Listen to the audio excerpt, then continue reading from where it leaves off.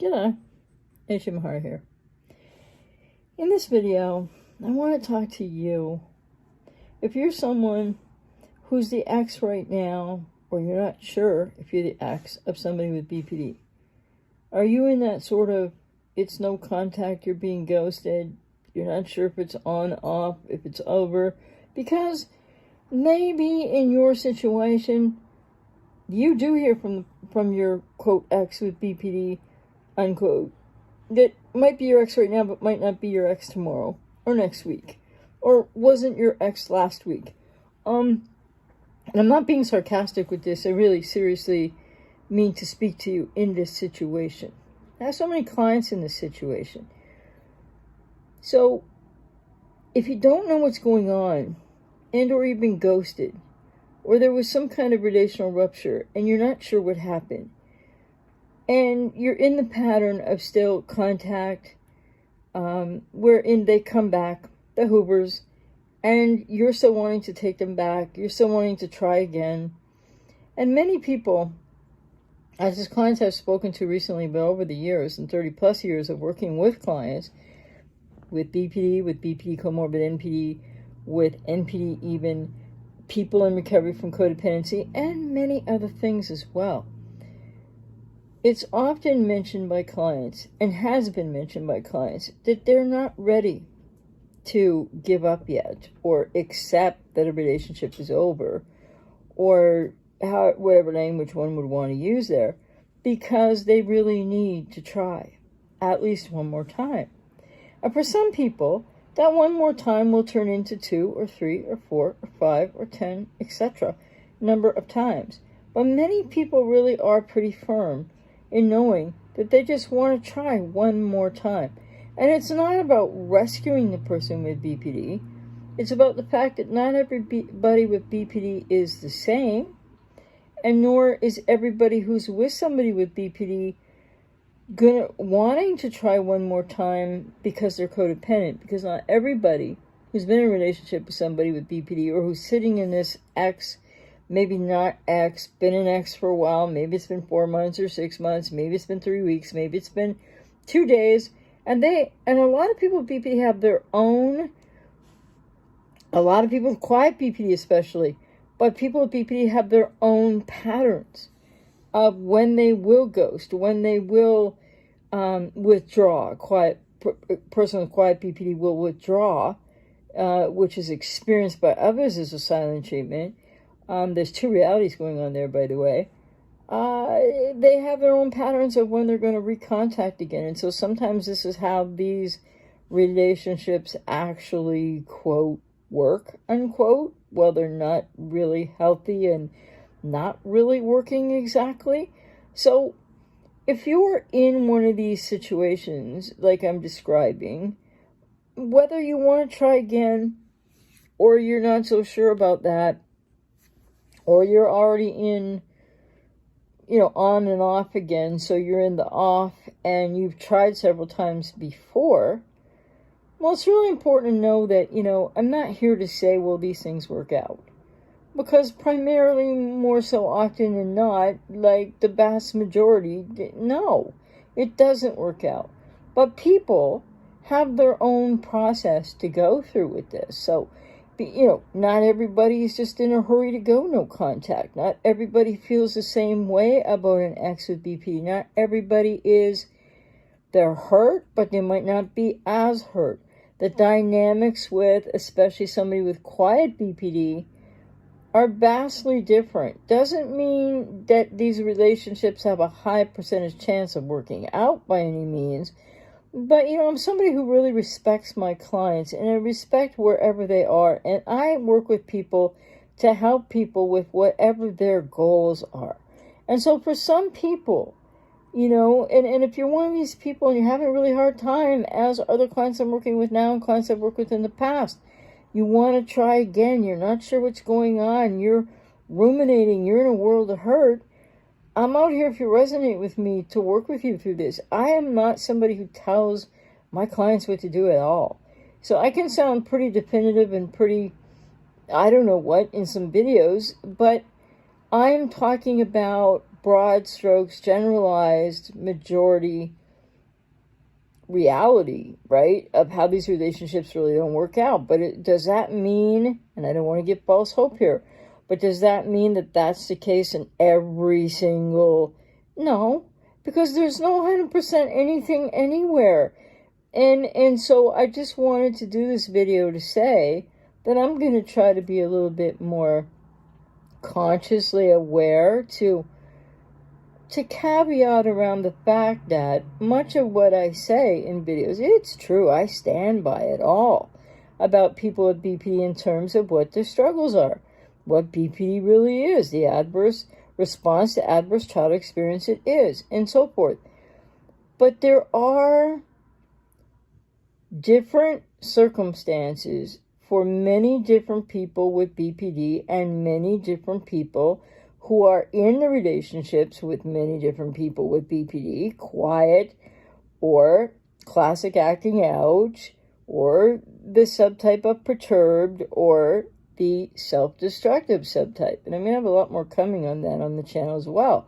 So what's the meat of the message here? Well, why ever you find yourself wherever you are, maybe in this in-between, on, off again place, but maybe wanting to try again. And believe me, also, let me just say, I also have clients, there's people maybe commenting to the channel as well, and some that come along in live streams, that there's no way on earth they should try again. Okay, so there's different circumstances, different situations. Some people with BPD, be they female or male, are very dangerous. That doesn't always mean to the nines of physical danger, but that's possible too in a smaller percentage of people with BPD. So depending on circumstances, you know, some people don't have the luxury or can't take the risk of trying again. But so if that's not your case, and you're in this sort of no man's land, right? Well, and I'm going to leave it at no man's land because I deal with many, many more men as clients and have for 30 plus years than women. But I mean, I have female clients as well, who, you know, were with somebody with BPD or have someone with BPD in their life. So the thing about this is, what you really need to know as you're wondering what's going on, as you're trying to decide what you want to do, as you really still care about and love this person with BPD, which is not always categorically about rescue, but people with codependency, when you know you have codependency, you have to really be careful about this, right? Because I'm speaking to people who are out there who may not have codependency. And yes, it's possible to be with somebody with BPD and not be a codependent. I would put it at sort of 5% of people who are with or have been with or are on and off in the off position right now with somebody with BPD. 5% aren't codependent. Probably 95% are, but 5% is still a lot of people, okay? So the meat of the message for you is this. You're likely in a world of hurt. You're likely very confused. You're likely, if you're watching my videos, you are looking for more understanding. You're trying maybe to find closure. You're trying maybe to find, is it reasonable to have that hope, to try again, which I can't tell you the answer to that because every situation is different. So, but you're probably ruminating and you're in a lot of pain. And you might go to other channels where they just tell you, you know, get over, do this, do that, do the other thing. Come on, what's wrong with you? Or where they vilify people with BPD. And, you know, many clients I've spoken to over the last 30 plus years and recently really make it clear that in their situations with a person with BPD, though they've been hurt, though things happen, they really still really do care. And beyond codependency kind of care, okay? So with codependency, people have to be a little more careful. It's a different kind of process, but still. So what you need to know is that there's lots of people in your position. And that might be part of your process to let go.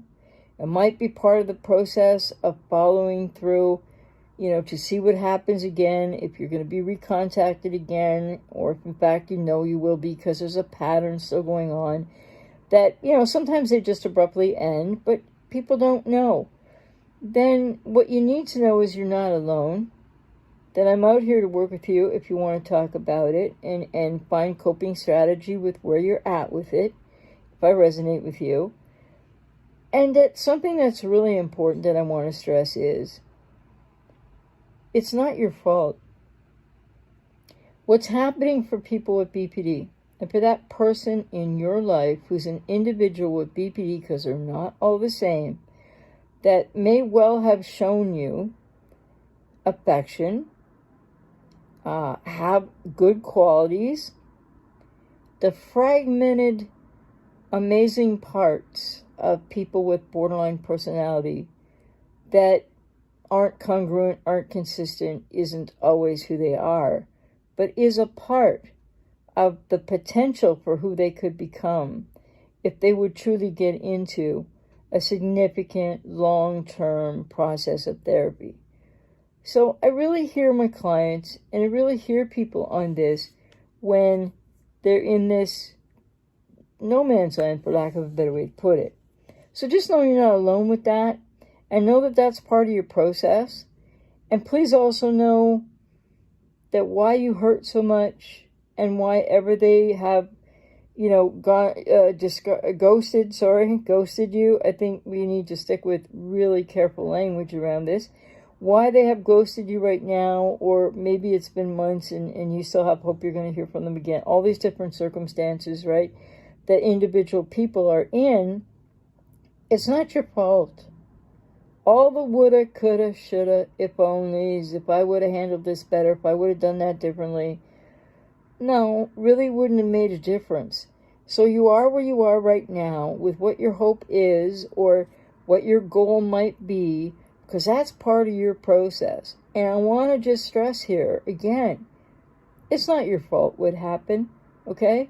You need to take responsibility for yourself and to make sure to be taking self-care and getting some help for, any distress or difficulty you're having in this process, whether you're ready to leave the person or not, and whether you're going to end up leaving the person or not, because not everybody does, and that's everybody's own business and process.